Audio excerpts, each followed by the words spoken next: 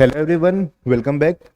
आज हमारा काम है we have to discuss the most probable questions of chapter number 3 that can be asked in your paper. Chapter number 3 is metals and non metals. तो आज हम उन questions की बात करेंगे जो पेपर के लिए सबसे इंपॉर्टेंट। तो let's start our class. The question one states Iqbal treated a lustrous divalent element M with sodium hydroxide. He observed a formation of bubbles in the reaction mixture. He made the same observation when this element was treated with hydrochloric acid.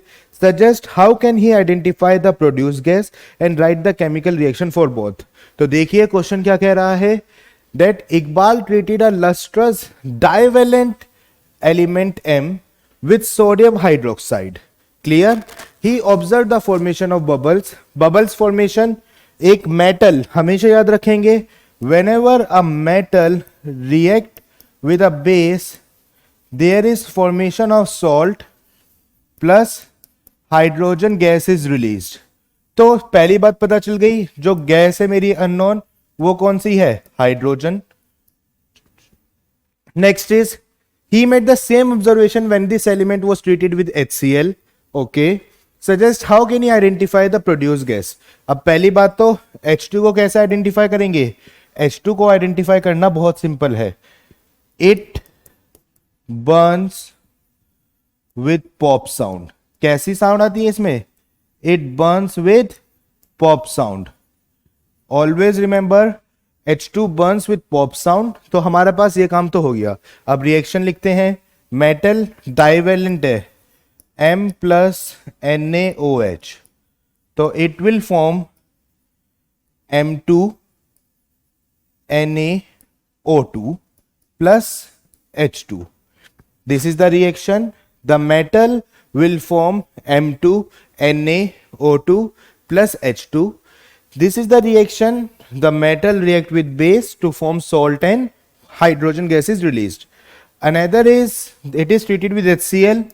So M plus HCl gives MCl2 plus H2. In both the reaction H2 is released. Now this type of compound basically reacts with both base as well as acid. So always remember, whenever a metal react with acid or a base, there is formation of hydrogen gas and for salt is formed. Always remember that the hydrogen gas can be identified as it can burn with a pop sound. ठीक है, कि hydrogen gas निकल रही है, आप match लाए, वो pop sound के साथ बर्न हुआ, एक्सटिंग्विश हुआ। याद रखना हाइड्रोजन गैस के साथ ये होता है। क्लियर हो गई बात, hydrogen gas means pop sound. Done. Now the next question. The next question state during the extraction of metals electrolytic refining is used to obtain pure metals. Which material will be used at anode. अब पहले इसको देख लेते हैं कि electrolytic refining होती क्या है। थोड़ा सा जल्दी करते हैं, इलेक्ट्रोलिटिक रिफाइनिंग के बारे में थोड़ा सा पढ़ेंगे, ज्यादा डीप नहीं। इलेक्ट्रोलिटिक रिफाइनिंग में हमारे पास अगर कॉन्सेप्ट क्लियर है तो आंसर करने में दिक्कत नहीं है।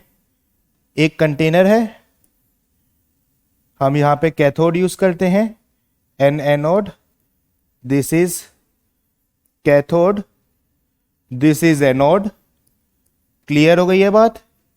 जो कैथोड होता है वो होता है हमारे पास प्योर सब्सटेंस, प्योर मेटल का। जो कैथोड है वो किसका होता है, प्योर। एनोड होता है इम्प्योर का। क्लियर। एंड जनरली हम इसमें क्या करते हैं, जो कंटेनर सेल लेते हैं इलेक्ट्रोलिटिक सॉल्यूशन, वो हम उसी सब्सटेंस का लेते हैं जिसके मेटल को हम एक्सट्रैक्ट करना चाह रहे हैं। हम कौन से उसका लेते हैं, जिसको हम एक्सट्रैक्ट कर रहे हैं। फॉर एग्जांपल मैं जिंक का कर रहा हूं तो मैं जिंक सल्फेट, जिंक नाइट्रेट लेना प्रेफर करूंगा। क्लियर। तो चलिए यहां पे क्वेश्चन देखते हैं। Question part A, which material will be used as anode and which be used as cathode. तो हमेशा याद रखेंगे ए पार्ट, कैथोड पे आएगा हमारे पास प्योर सिल्वर। क्या आएगा बेटा जी, कैथोड पे आएगा प्योर सिल्वर। और जो एनोड है, एनोड पे हमारे पास आएगा इम्प्योर, जो हमारे पास नेचर से मिल रहा है। क्लियर। प्योर सिल्वर ऑलरेडी जो अवेलेबल है, इम्प्योर जिसका एक्सट्रैक्शन करना है। तो always remember at cathode there will be pure and at anode there will be impure. Clear? Now second part, suggest a suitable electrolyte also. मैंने अभी बोला था इलेक्ट्रोलाइट हम वो लेंगे जिस भी मेटल का एक्सट्रैक्शन हो रहा है उसी का हम इलेक्ट्रोलाइट लेते हैं। जिस भी मेटल का एक्सट्रैक्शन हो रहा है उसी का हम क्या लेते हैं? इलेक्ट्रोलाइट लेते हैं। तो यहां पर जो इलेक्ट्रोलाइट आएगा that can be silver AgNO3, it will work। AgNO3 we can take। AgNO3 क्या करेगा? ये हम जनरली होता क्यों है, आप जब क्लास 11th में आएंगे तो क्लास 11th में एक इफेक्ट होता है that is called common ion effect. उसको देखते हुए हम वही इलेक्ट्रोलाइट लेते हैं जिसका मेटल होता है। ठीक है, जब 11th में आएंगे कॉमन आयन इफेक्ट की बात करेंगे तब उसको डीपली स्टडी करेंगे। बट अभी पेपर पॉइंट ऑफ व्यू से याद रखना कि जिस भी मेटल का हम एक्सट्रैक्शन कर रहे हैं उसी का हम इलेक्ट्रोलाइट लेते हैं। क्लियर? जिंक होगा तो जिंक का लूंगा, जिंक सल्फेट, जिंक नाइट्रेट। अगर मेरे पास आयरन का होगा आयरन सल्फेट, आयरन नाइट्रेट। हम जनरली वही इलेक्ट्रोलाइट लेते हैं। Next is where do we get pure silver in the electrolytic cell after passing electric current? So the pure silver will be deposited at cathode। Actual में होता क्या है, ध्यान से समझेंगे इस चीज को, कि हमारे पास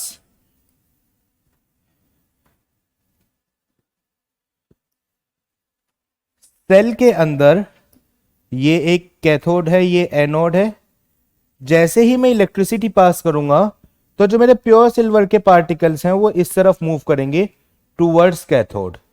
ठीक है, धीरे धीरे करके होगा क्या, सारे पार्टिकल्स यहां कैथोड पे जमा हो जाएंगे। तो कैथोड पे ऐसे एक लेयर सी आ जाएगी, कैथोड थोड़ा सा साइज में इंक्रीज हो जाएगा और ये पूरा डिप्लीट होता जाएगा, खत्म होता जाएगा, खत्म होता जाएगा।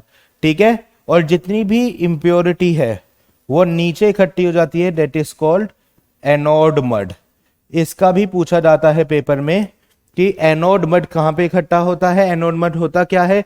एनोड मड से याद रखना कि एनोड मड हमारा एनोड के नीचे जितनी भी इंप्योरिटी सिलेक्ट हो रही है that is called anode mud. Clear? चलिए अगले क्वेश्चन पे आते हैं। Question number 5, question number 3 sorry, the question number 3 states why should the metal sulphide and carbonate be converted to metal oxide in extraction of pure metals.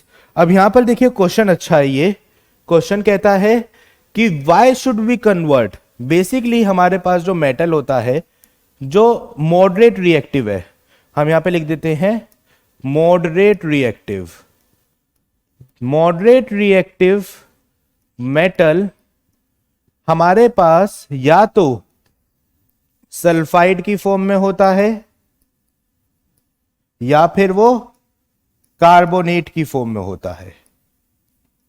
किस form में होता है? Either in the form of sulphide और in the form of carbonate. ठीक है, sulphide की जब हम बात करते हैं तो सल्फाइड को हम दोनों को हम क्या करते हैं, हम पहले कन्वर्ट करते हैं into metal oxide.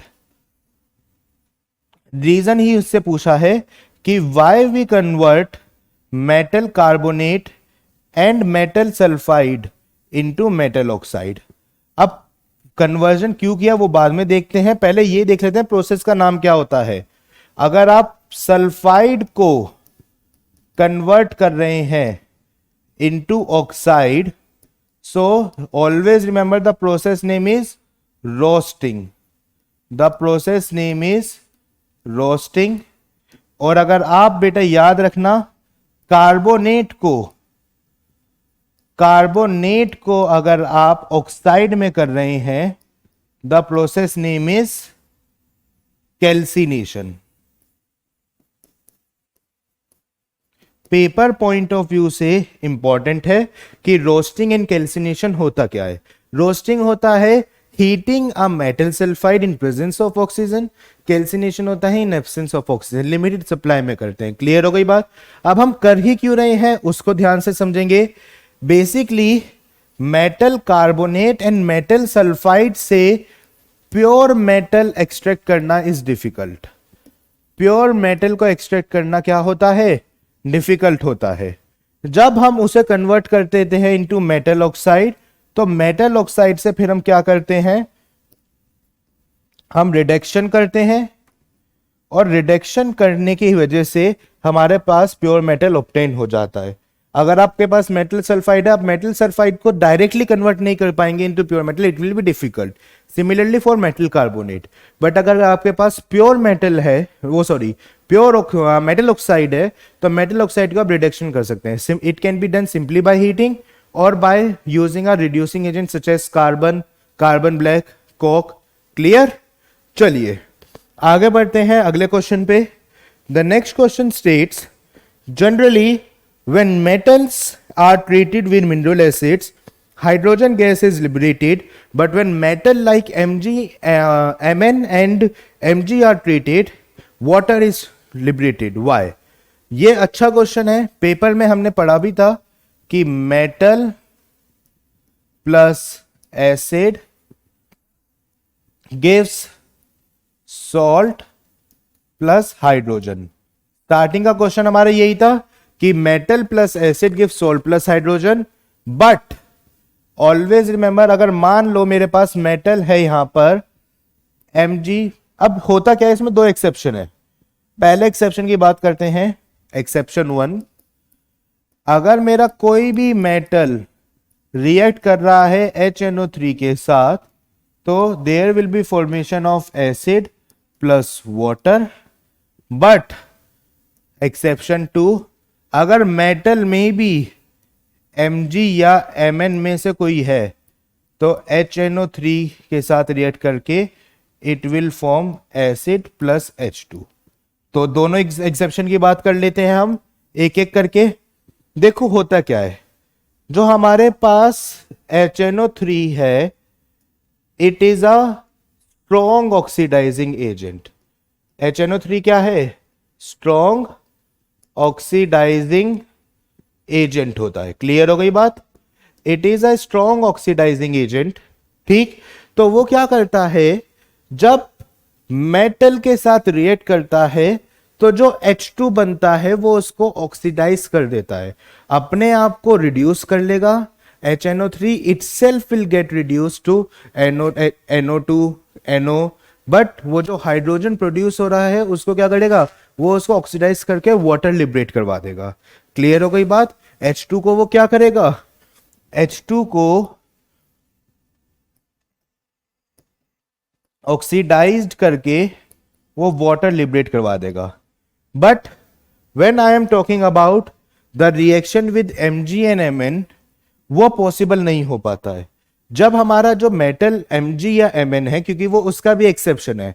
Dilute HNO3 Mg या Mn के साथ जब रिएक्ट करता है तो वो H2 को H2O में ऑक्सीडाइज नहीं करवा पाता है। तो ये पेपर पॉइंट ऑफ व्यू से सबसे इंपॉर्टेंट एक्सेप्शन है। याद रखना ये चैप्टर में एक्सेप्शन बहुत ज्यादा है।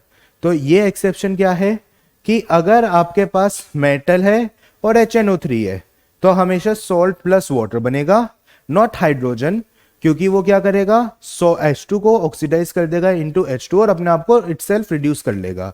बट अगर आपके पास मेटल में मैग्नीशियम या मैंगनीज है तो वो क्या होता है, there will be formation of salt. Clear हो गई बात? चलिए आगे बढ़ते हैं, coming towards the next question. The next question is compound X and aluminium are used to join railway tracks. अब आगे क्वेश्चन पढ़ने की जरूरत ही नहीं है, हमें पता है कि एल्यूमिनियम के साथ Fe2O3 यूज होता है to form Al2O3 plus Fe, और जो ये Fe आता है ये यहां पे कौन सी स्टेट में होता है, मॉल्टन स्टेट में होता है। ठीक है, और मॉल्टन स्टेट में इस पूरी रिएक्शन का नाम क्या है, इस पूरी रिएक्शन का नाम होता है thermite reaction. The reaction name is thermite reaction. Name reaction है, इंपॉर्टेंट है। अब बेटा मैं यहां पे कोई रट के नहीं बैठा हूं, जब तक आप एनसीईआरटी नहीं पढ़ेंगे आपको अच्छे से क्लियर नहीं होगा। In NCERT it is clearly mention कि हमारे पास रेलवे ट्रैक्स को ज्वाइन करने के लिए जो रिएक्शन होती है, the name of the reaction is thermite reaction. In that in the Fe2O3 we add aluminium and Al2O3 is formed and pure Fe is formed in molten state. तो identify the compound X हो गया जी। जो compound X है वो मेरा क्या है, that is Fe2O3, the name of the reaction thermite reaction हो गया, and write down its reaction, it is written there. Clear? Easy question था, स्कोरिंग क्वेश्चन था, आने के चांस है। आगे बढ़ते हैं question number next question. The next question states, when a metal X is treated with cold water, it give a basic salt Y having a molecular formula XOH। अब question बहुत अच्छा है। एक मेटल X है, उसने water के साथ react करा तो उसने फॉर्म करा XOH, और XOH का जो मास है वो है 40, सॉरी हाँ, तो XOH का मास कैसा है 40। अब देखो निकालने को, इसको आइडेंटिफाई करने को मेरे पास दो सिंपल प्रोसेस से मैं इसको आइडेंटिफाई कर सकता हूं, बहुत ही सिंपल। पहला, कोल्ड वाटर के साथ जब भी मैं बात करता हूं तो दो ही मेटल रिएक्ट कर रहे हैं, पोटेशियम एंड सोडियम। ठीक है, कोल्ड वाटर के साथ सिर्फ दो ही रिएक्ट कर रहे हैं, पोटेशियम या sodium, because they are highly reactive. Clear? अब मॉलिक्यूलर फॉर्मूला देखते हैं। The molecular formula is 40, the molecular formula is 40। ठीक है जी, बट पोटेशियम तो हो ही नहीं सकता, पोटेशियम इज नॉट पॉसिबल, के इज नॉट पॉसिबल हियर। ठीक, अब पोटेशियम पॉसिबल क्यों नहीं है? पोटेशियम पॉसिबल ना होने का रीजन ये है क्योंकि हमारे पास जो कंपाउंड है उस पूरे का मॉलिक्यूलर फॉर्मूला 40 है, और सिर्फ पोटेशियम है अकेले का ही 40 है। यहां पे इस पूरे का 40 है, XOH मिला के 40 है। हमारे पास जो पूरा XOH है वो 40 है। याद रखेंगे, XOH पूरा 40 है, जबकि पोटेशियम के अकेले का मास 40 है, तो पोटेशियम नहीं है। तो हमें पता चल गया मेरा X क्या है, the X air is sodium. तो चलिए पहली चीज पता चल गई, जो X है वो क्या है, सोडियम है। ठीक है, अब आगे देखते हैं क्वेश्चन क्या कह रहा है। And a gas Z is which is easily gasified, X identified. ठीक है, तो रिएक्शन हो जाएगी Na plus H2O gives NaOH plus H2। ठीक है, ये हमारी रिएक्शन हो गई।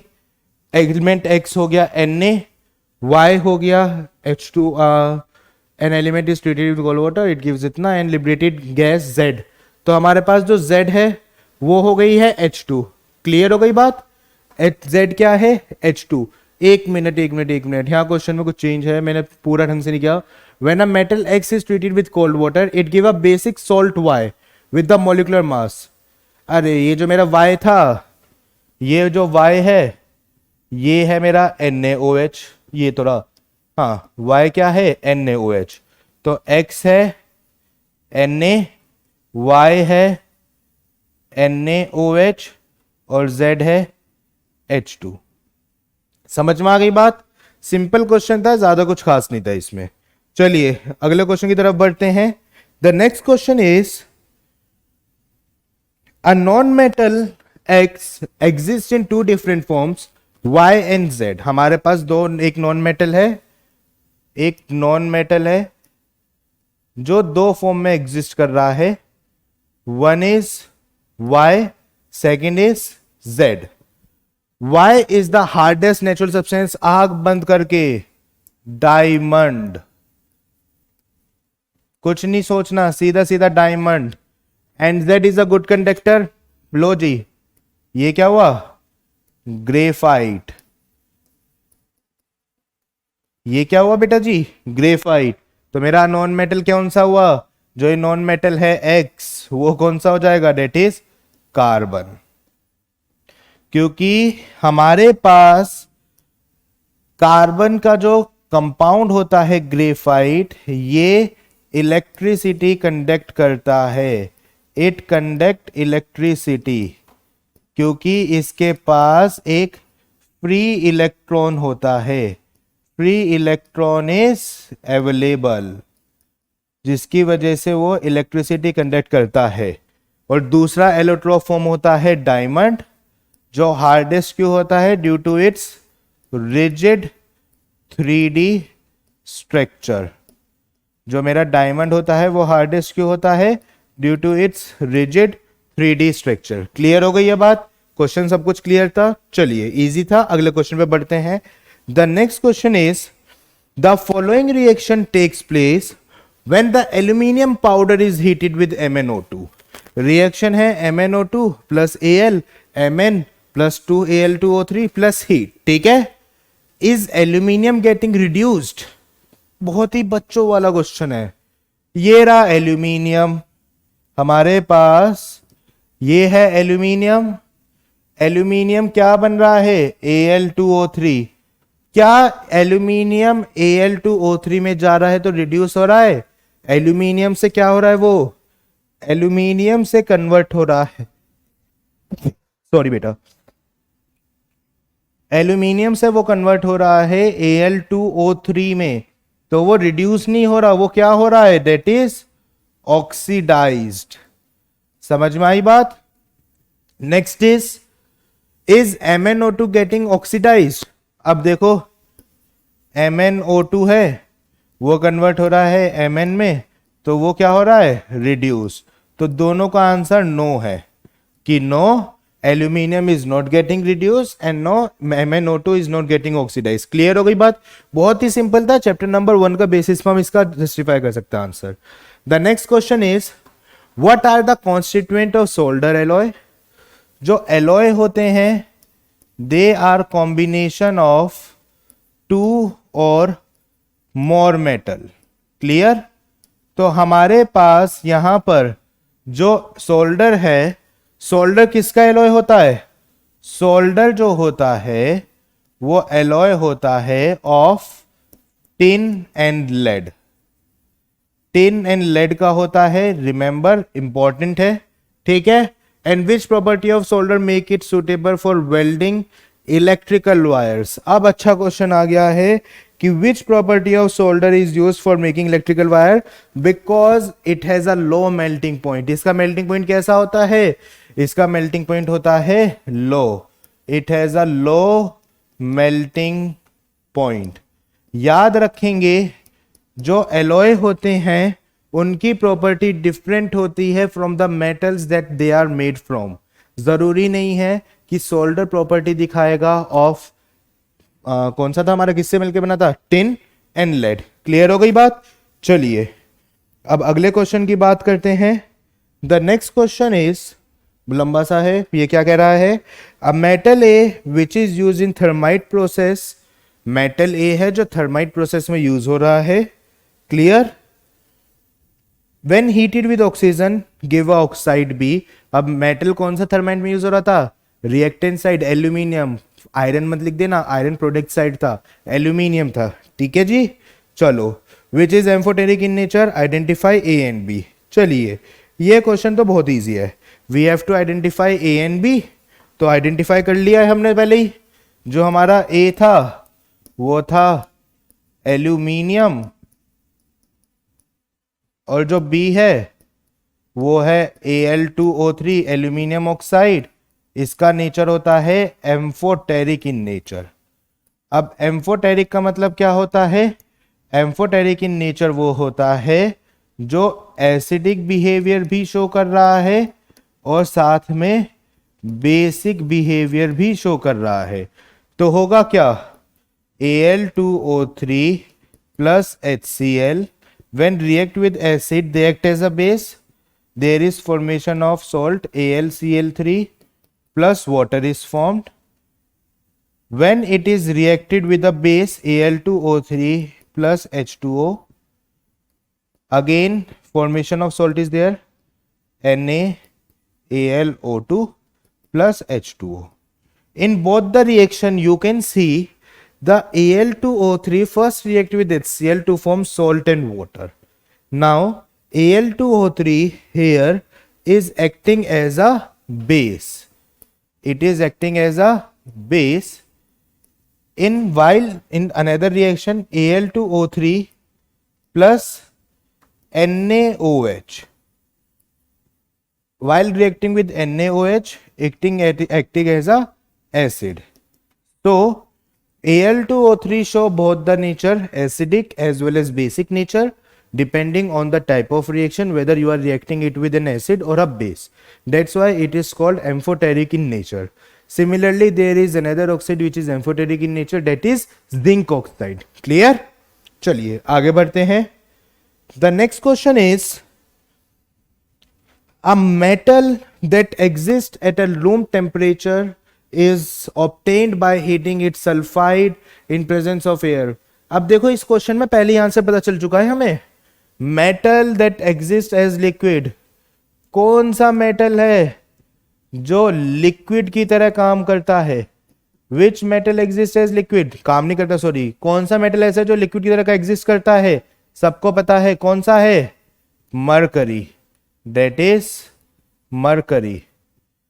The metal that exist as liquid at room temperature is mercury. तो मेटल हमें पता चल गया मरकरी है. It is obtained by heating its sulfide in presence of air. हमारे पास HgS है, उसको हीट किया, वो बन जाता है HgO. क्लियर हो गई बात?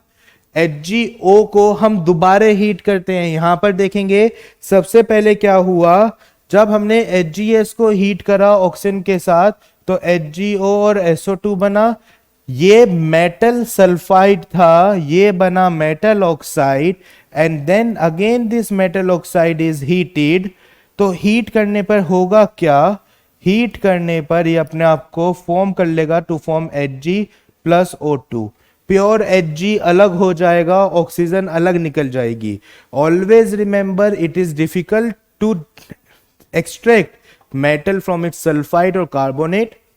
That's why we first convert metal sulfide into metal oxide, and after converting metal into metal oxide, then we heat it to get the pure metal.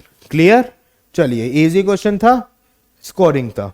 The next question is कि we have to find the formula by combining the pairs of the element. हमें formula बताना है pair of element जब ये combine करते हैं. पहला part magnesium NN2 Mg3N2, magnesium nitrite form हो जाता है. ठीक है. दूसरा लिथियम एंड ऑक्सीजन, लिथियम की वैलेंसी 1 होती है, Li2O फॉर्म होता है. Third part aluminium and chlorine, aluminium की कितनी होती है? 3, क्लोरीन की 1, AlCl3. Fourth part D, KNO2, potassium की भी 1 होती है, K2O. सिंपल है ये. कैसे किया है? 9th क्लास में सीखा था हमने कंपाउंड कैसे बनता है.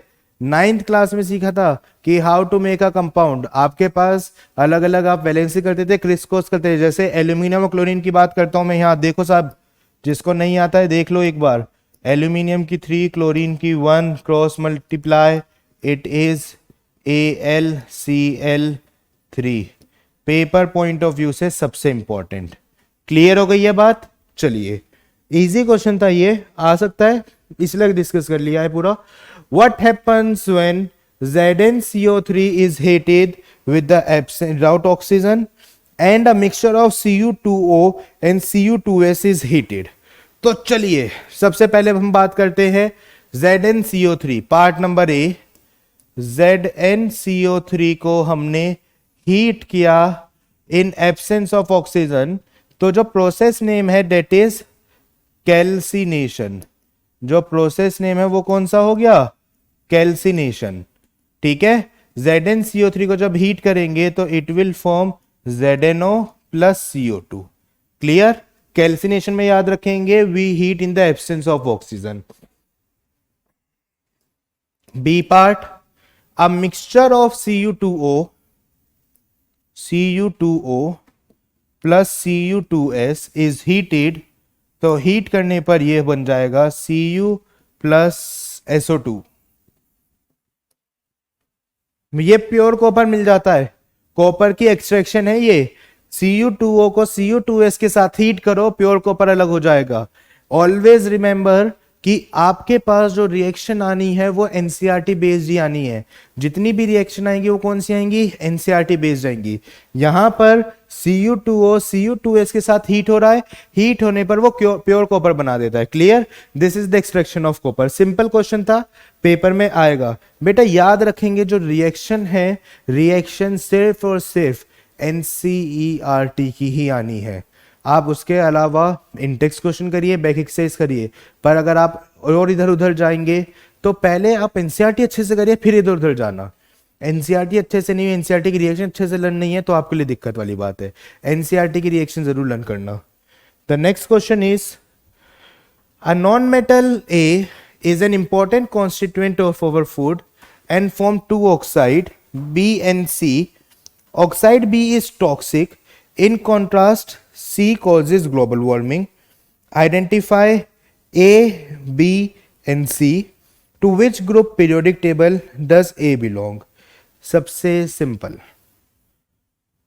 ग्लोबल वार्मिंग आ गया, सॉरी हमारे पास ग्लोबल वार्मिंग का वर्ड यूज हो गया ना। ग्लोबल वार्मिंग मीन्स जो C है वो है कार्बन डाइऑक्साइड। हमने यहां C की पहचान ली है, तो है कार्बन डाइऑक्साइड। B हमारे लिए पॉइजनस है, it will be definitely carbon monoxide. ठीक है, तो A क्या हो गया हमारा, A हो गया कार्बन। हमेशा हम क्वेश्चन कैसे करते हैं, पहले A निकालते हैं फिर B फिर C, पर इस वाले क्वेश्चन में हमने उल्टा किया है, हमने पहले C निकाला फिर B एंड देन A, क्योंकि हमारे पास जो अच्छी काम थी, जो हम एकदम से इंफॉर्मेशन ग्रैब कर सकते हैं, वो थी कि C कॉजेज ग्लोबल वार्मिंग, और जो C होता है जब वो ग्लोबल वार्मिंग करवा रहा है definitely it is carbon dioxide. B is poisonous, जो B है वो टॉक्सिक है, हमारी बॉडी के लिए पॉइजनस होता है, then definitely it is carbon monoxide. Formula भी लिख देंगे ब्रैकेट में CO2, और इसका भी लिख दो CO। ठीक है, एंड A का तो आपको पता ही है carbon. Now question is to which group of periodic table does it belongs to. B part कौन से पीरियड में बिलोंग करता है, ये होता है ग्रुप 14। ठीक है, ये कौन से ग्रुप में है, ग्रुप 14 में है। अब एक बच्चा बोलेगा कि सर हमें तो पता ही नहीं पीरियोडिक टेबल के बारे में, क्योंकि पीरियोडिक टेबल हमने पढ़ी ही नहीं। बेटा पहले मेंबर याद कर लो हर एक ग्रुप के, आपके पास इंफॉर्मेशन अगर एक्स्ट्रा आ जाएगी तो उससे आपको कोई नुकसान नहीं होगा, आप उसके लिए एडवांटेज, आपके पास एडवांटेज रहेगा।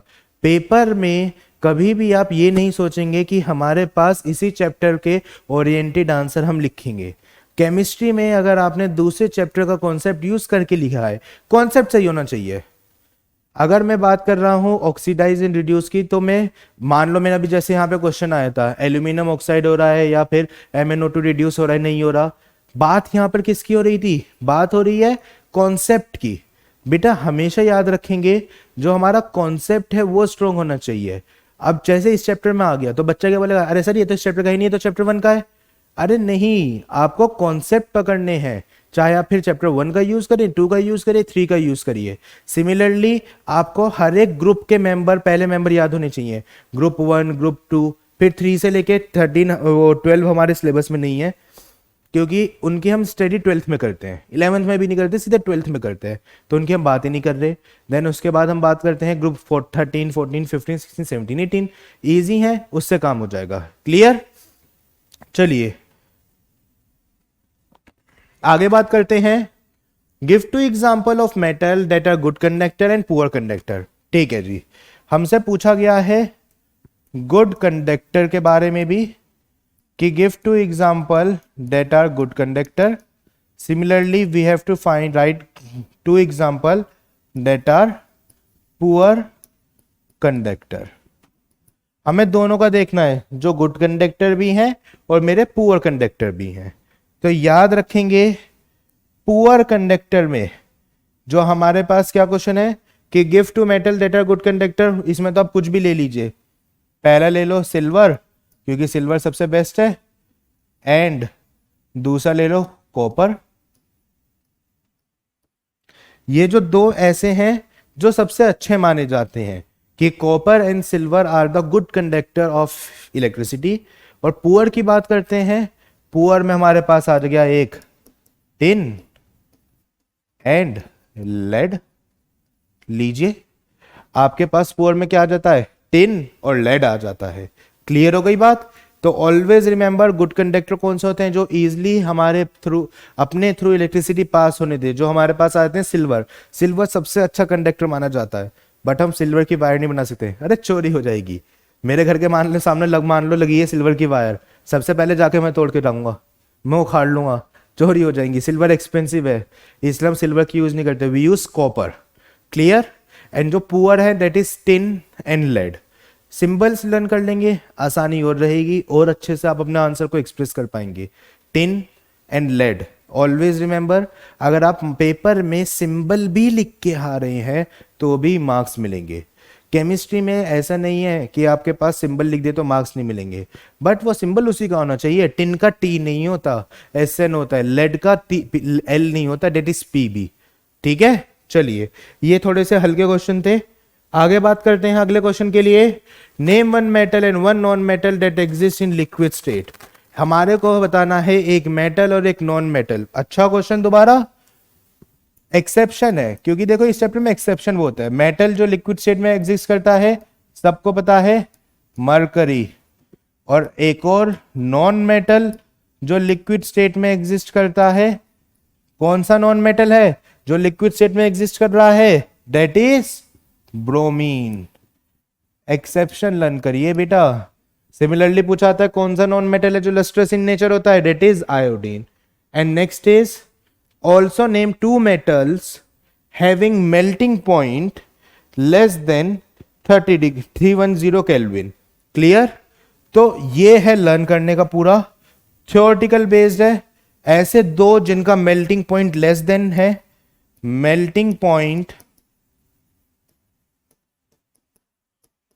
लेस देन 310 केल्विन, तो आपके पास एक आ जाता है सीजियम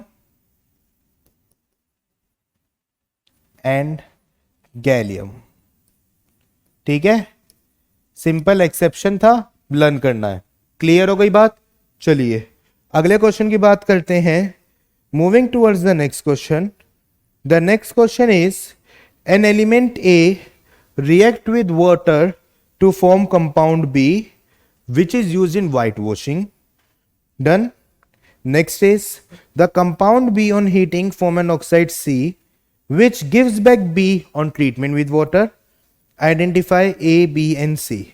अब यहां पर जो मेरी को चीज ने ग्रैब किया है that is B, जो यूज होता है वाइट वॉशिंग में। ठीक है, और वाइट वॉशिंग में क्या यूज होता है, CaOH whole twice.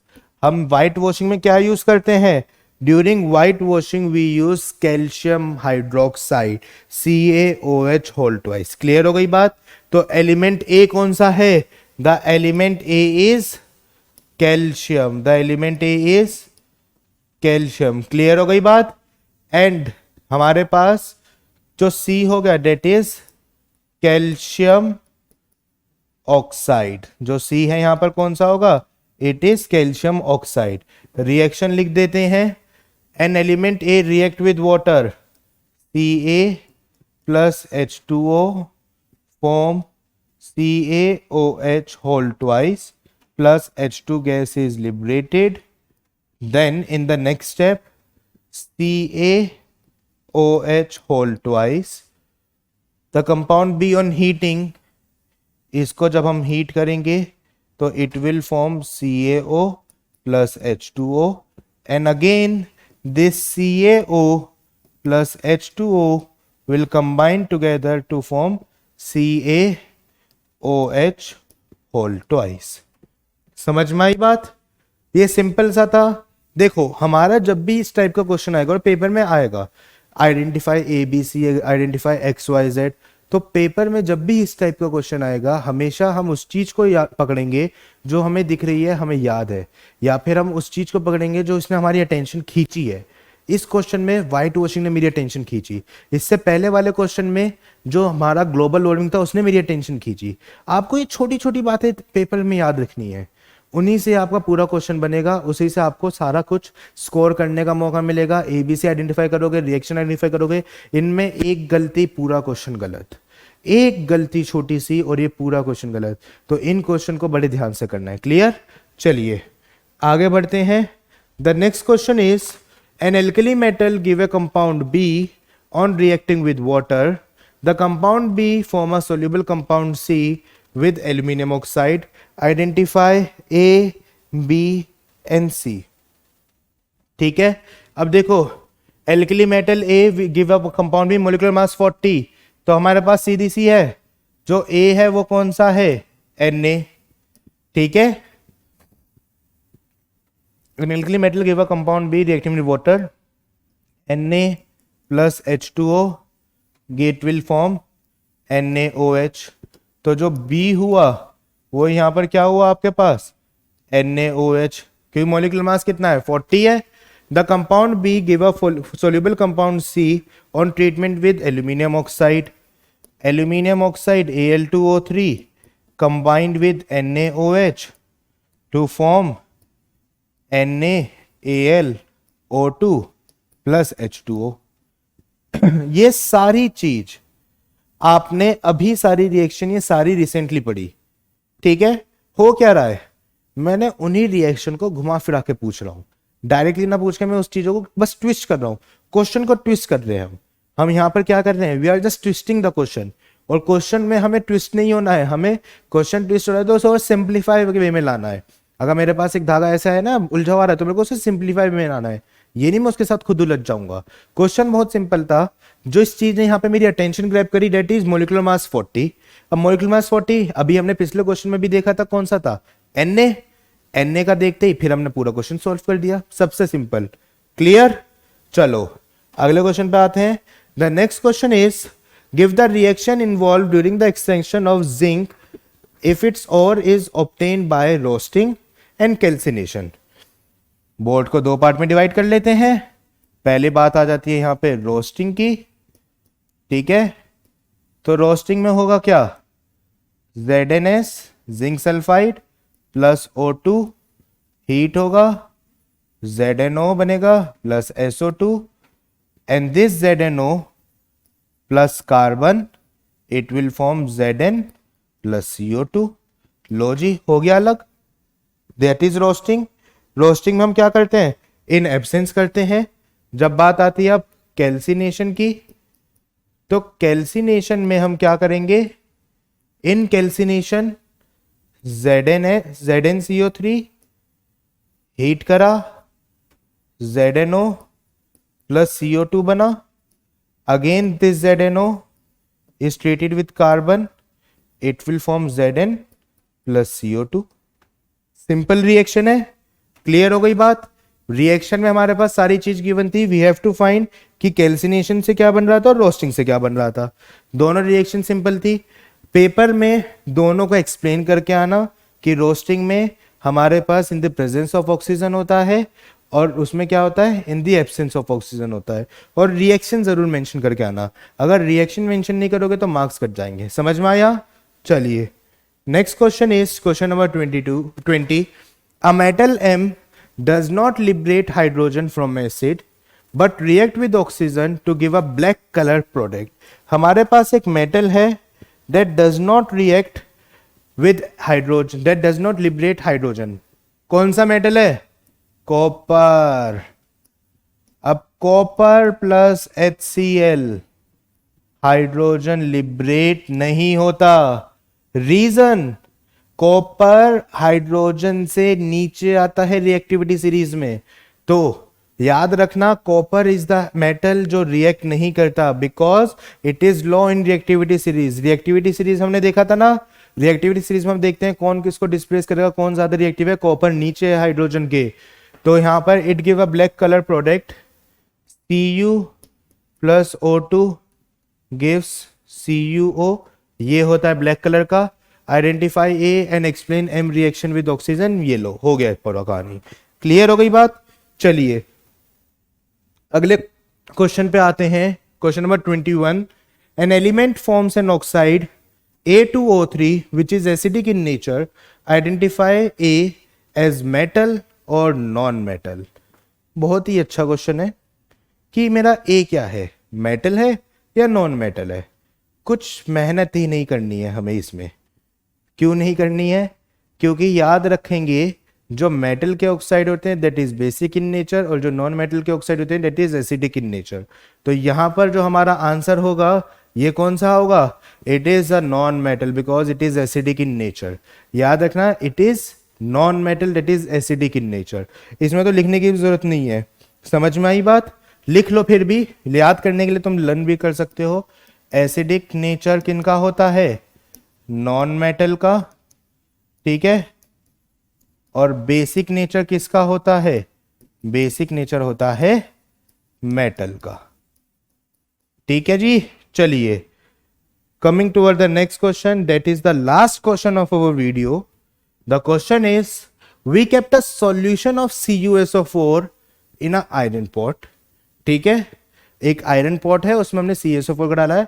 After few days the iron pot was found to have a several holes in it, explain. क्योंकि जो आयरन है वो CuSO4 के साथ रिएक्ट कर रही है to form FeSO4 plus Cu। The type of reaction is displacement reaction. The type of reaction is displacement reaction. Clear हो गई बात? CuSO4 के साथ जब हम आयरन को ऐड करते हैं तो वो बना देता है FeSO4 प्लस Cu। समझ में आ गई बात? और ये ऐसा होता क्यों है? Because Fe is more reactive.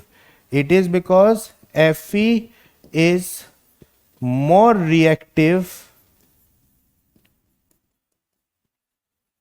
As compared to Cu। तो जो ज्यादा रिएक्टिव होगा वो उसे डिस्प्लेस कर देगा। क्लियर हो गई बात? And right the equation. चलिए देखिए, पेपर पॉइंट ऑफ व्यू से जितने भी इस चैप्टर के मोस्ट इंपॉर्टेंट क्वेश्चन थे हमने वो सारे क्वेश्चन डिस्कस करे। हमेशा याद रखेंगे जब भी इस चैप्टर से आप आंसर लिखेंगे you will use reactions. Reactions जितनी यूज कर सकते हैं उतनी यूज करना।